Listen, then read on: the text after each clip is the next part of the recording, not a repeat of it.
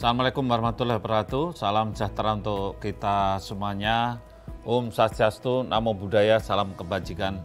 Saya pada kesempatan siang hari ini mau menyampaikan tentang prinsip menunda hamil dulu semasa pandemi COVID-19 ini. Ya, makanya kita harus berusaha keras untuk kalau bisa jangan hamil dulu. Ya. Kenapa kita ini perlu menunda hamil dulu?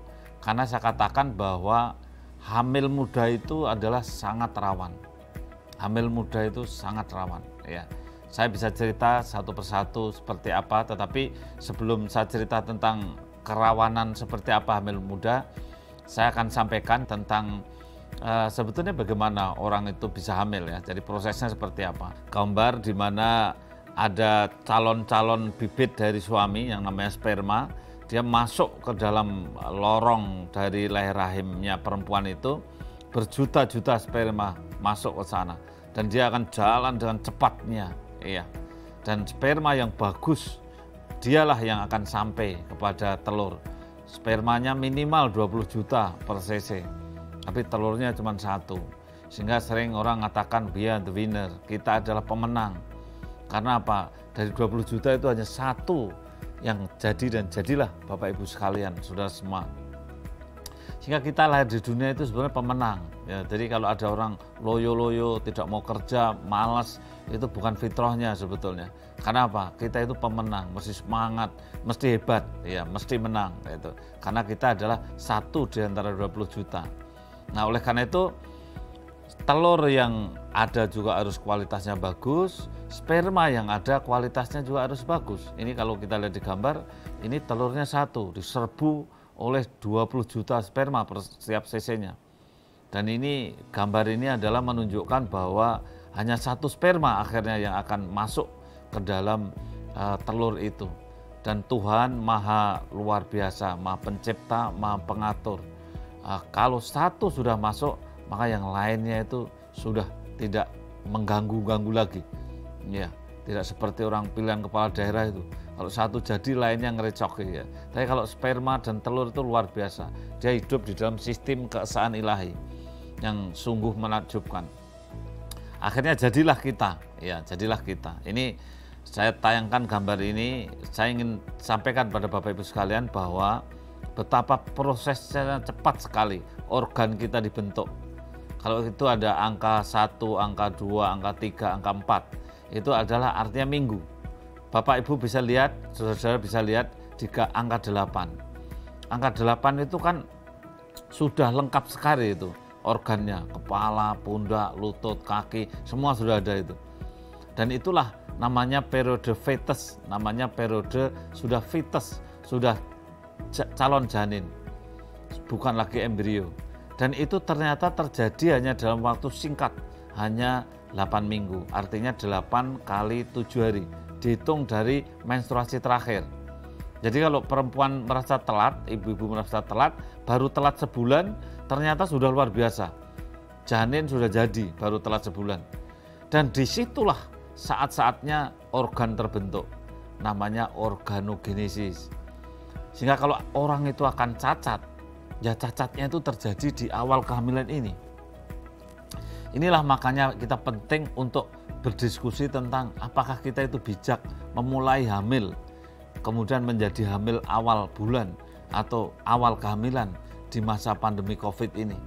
Karena memang hamil di masa awal bulan atau awal minggu ini adalah masa-masa di mana organnya dibentuk. Jadi kalau Bapak Ibu sekalian sekarang itu stay at home, tinggal di rumah, tidak kemana-mana, kemudian tiba-tiba COVID negatif tapi istri positif, ya sekarang inilah minggu-minggu ini calon anak Bapak Ibu sekalian yang ada di dalam kandungan itu tangannya dibentuk, kakinya dibentuk, kepalanya dibentuk. Jadi kalau ada gangguan, maka gangguannya juga di masa ini. Ya, itulah jangan punya pikiran bahwa tangan, kaki, kepala, mata, hidung itu dibikin hamilnya sudah 6 bulan atau 7 bulan, oh salah besar. Dibentuknya pada saat awal ini. Lihat di gambar itu angka 8 artinya sudah 8 minggu dan kemudian angka 9 di warnanya sudah biru itu sudah janin, luar biasa, sudah lengkap sekali. Ini kalau kita lihat Bapak Ibu sekalian, jadi ketika dia itu masa pembentukan organ, janin kita itu seperti itu. Itu kalau kita lihat kepalanya itu masih terbelah tengahnya itu, belum begitu menyatu-nyatu amat tulangnya itu. Sampai lahir pun tulang kepalanya kan masih terbuka itu, masih kepalanya masih kalau dipegang begini masih ada denyutnya dan seterusnya. Jadi kalau terganggu pembentukannya karena mungkin ada COVID, infeksi, atau mungkin demam, panas karena penyakit itu, maka kemudian terjadilah gangguan pada saat itu. Sebetulnya yang namanya bibir sumbing saja, itu kan cuma terjadi pembentukan, ketemunya bibir kanan, bibir kiri itu terganggu, akhirnya terbelah tengahnya.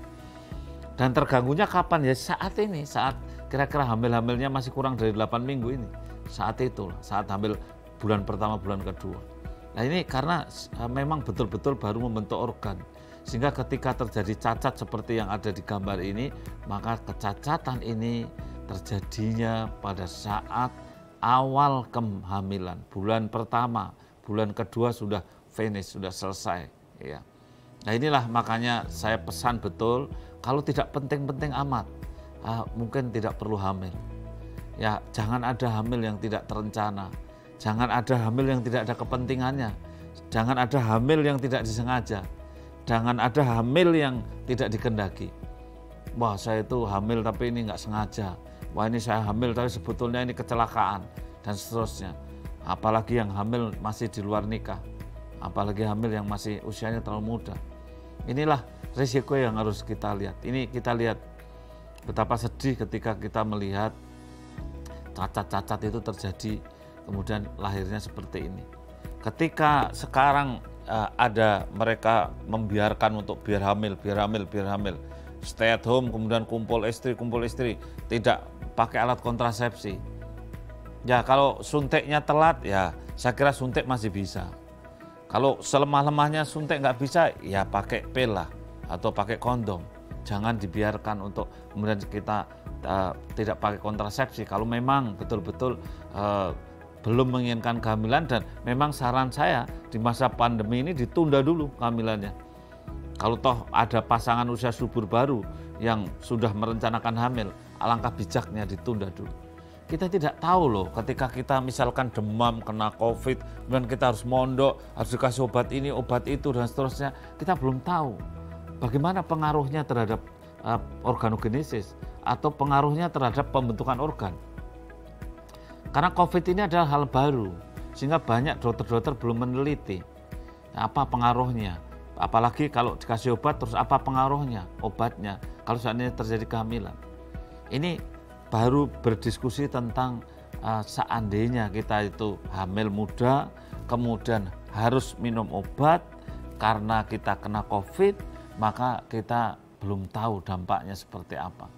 Dan kalau seandainya kita hamil, kena COVID, demam, panas, batuk, pneumonia dan sebagainya, seperti apa dampaknya kepada bayi yang baru tumbuh. Ini kan kita sama-sama dalam keadaan yang menghadapi pandemi, di mana sesuatu hal yang baru. Ini adalah gambaran-gambaran di layar ini ketika cacat karena gangguan dari pembentukan saraf, sehingga bisa terjadi otaknya pembentukannya nggak sempurna, tulang belakangnya berlubang, bukan sundul bolong ini bukan ya, tapi karena sumsum tulang belakangnya tidak terbentuk, karena sumsum tulang belakang itu bagian dari otak. Ya ini karena kekurangan vitamin ya, kekurangan asam folat itu vitamin. Coba bayangkan kalau ibu hamil itu muntah-muntah, hamil muda muntah-muntah, kekurangan vitamin ini, kekurangan vitamin itu, anemia dan sebagainya. Belum juga mereka yang miskin. Kalau miskin karena ada COVID, kemudian stay at home, kemudian hamil dan kemudian memang nggak punya gaji, nggak punya pendapatan, hanya mengharapkan sembako. Akhirnya dia juga tidak dapat asupan vitamin. Ini sama saja bahwa kita ini terjadi kekurangan vitamin yang diperlukan untuk pertumbuhan janin. Asam folat penting, zinc penting, tambah darah penting, kalsium penting. Bisa kekurangan ini kalau kita makannya saja nggak jelas gitu. Lalu karena itu sekali lagi tunda hamil dulu. Itu adalah penting di masa COVID-19 ini.